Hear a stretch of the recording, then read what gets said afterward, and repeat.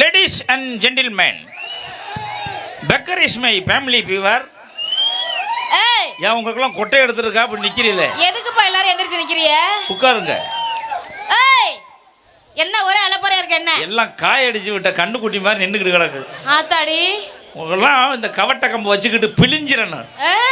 பார்த்தா சும்மா கிடக்கு. ஆமா. என்ன ஒரே அலப்பறையா இருக்கு என்ன? அலப்புற கலப்புறம் 6டா. அலப்புற கலப்புறம் 7டா. அப்படியா? அப்படித்தான் கிடக்கு. நீ என்ன சொல்லு? நான் ஆர் தெரியுமா? தெரியாது சொல்லு. இந்த இந்திய திருநாட்டின் தலை சிறந்த குடிமகன். எது?